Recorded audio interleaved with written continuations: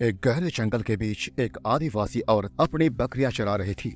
हर तरफ खामोशी थी, बस बकरियों की घंटी बज रही थी। और तभी उस खामोशी को चीरता हुआ एक भयानक और खतरनाक दिखने वाला तेंदुआ अपना पहला शिकार करता है। हर तरफ अफरा तफरी मच जाती है। गांव वाले और वन अधिकारियों ने यह अनुमान लगाया कि यह हमला बस एक अचानक सामने आ जाने से हुआ था, जिसकी वजह से तेंदुआ घबरा गया और आनन फानन में उसने हमला कर दिया और इस वजह से उस महिला की मौत हो गई। वन अधिकारियों ने ऐसा इसलिए भी कहा क्योंकि लेपर्ड ने उस औरत को पूरी तरह से नहीं खाया था। लोग समझ गए कि लेपर्ड और लोगों के बीच टकराव होने वाला था। गांव वाले डर में जी रहे थे कि तभी दूसरा हमला होता है।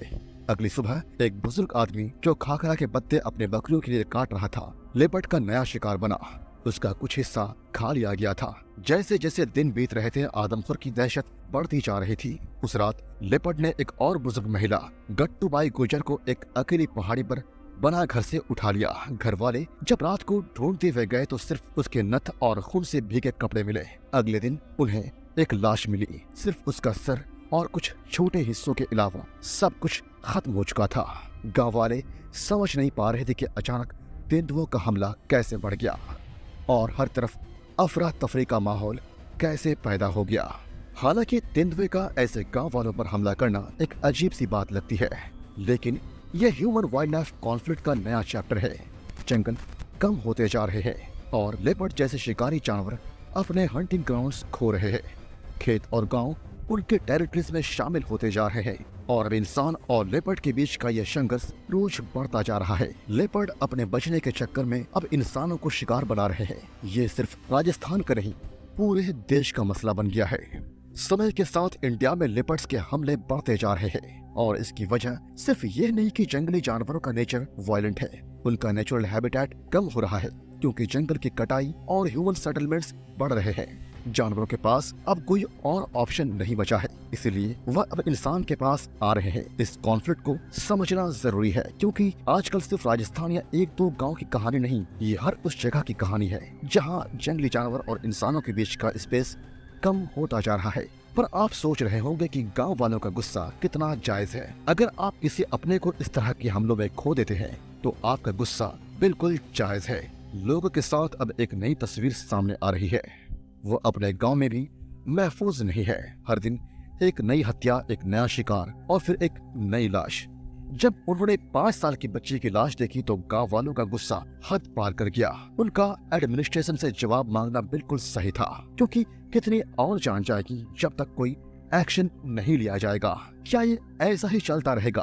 आज हम एक चौराहे पर खड़े हैं जहां जंगल और इंसान के बीच का ये जंग कब तक चलेगा यह कोई नहीं जानता। जब तक Indian government human animal conflict को सीरियसली नहीं लेती और कंजर्वेशन और रिहैबिलिटेशन के बीच एक बैलेंस नहीं बनती, तब तक ऐसे हादसे होते रहेंगे।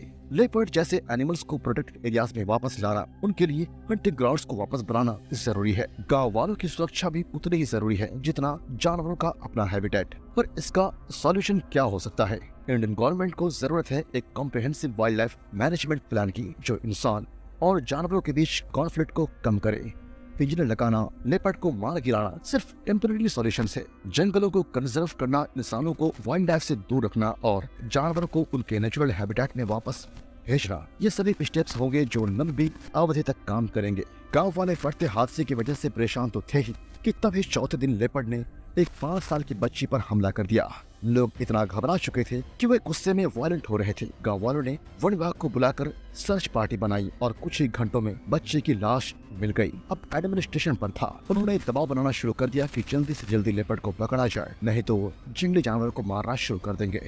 ऐसे हालात में वाइल्ड लाइफ ऑफिसर्स ने पिंजरे लगाए और 2 लेपर्ड को पकड़ा भी, लेकिन पता चला कि वो बस जनरल कैटल लिफ्टर्स थे। वे आदमखोर नहीं थे, यानी वे ऐसे लेपर्ड्स थे जो गांव के पालतू पशु जैसे गाय, बकरी, भैंस इनका शिकार कर रहे थे। इसका मतलब था कि जो टीम बनाया गया था और जो इतने एफर्ट्स लगाए गए थे वो सब नाकाम साबित हुए।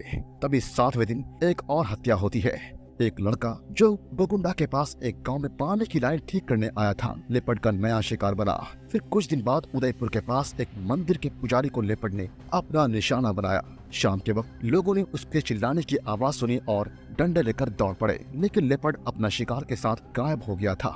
10वें दिन फिर से एक औरत जो जंगल के पास चारा डाल रही थी लेपर्ड का शिकार बनती है। लोग भागे, चिल्लाए, लेकिन लेपर्ड अपना काम करके निकल गया था। लेपर्ड के हाथ ने उसका गला चीर दिया था, लेकिन गांव वालों ने आने में देर नहीं की और तभी लेपर्ड भाग गया। गांव वाले अब और इंतजार करने को तैयार नहीं थे। रास्ते बंद कर दिए गए, एडमिनिस्ट्रेशन से जवाब मांगा गया। ऐसे में शिकार शुरू हुआ। लेपर्ड्स का आतंक अब हद से ज्यादा बढ़ चुका था। 2 अक्टूबर को हैदराबाद से बुलाए गए बड़े शिकारी नवाब शफत अली खान वहां पहुंच गए। एक के बाद एक लेपर्ड का पीछा किया गया और अभी भी शिकार जारी है। अब लेपर्ड को अपनी जान बचाना मुश्किल लग रहा था। अब सिर्फ एक शिकार बचा था और वह था खुद आदमखोर लेपर्ड का, क्योंकि वाइल्ड लाइफ वार्डन ने उसे अब आदमखोर घोषित कर दिया था। दोस्तों, ये थी पूरी ग्राउंड रिपोर्ट उदयपुर के आदमखोर तेंदुए के बारे में। वीडियो अच्छी लगी तो लाइक कीजिएगा और हमें बताइए कि ऐसे सिचुएशन को कैसे हैंडल किया जा सकता है, और अपने दोस्तों को और परिवार वालों को यह वीडियो शेयर जरूर कीजिएगा। धन्यवाद।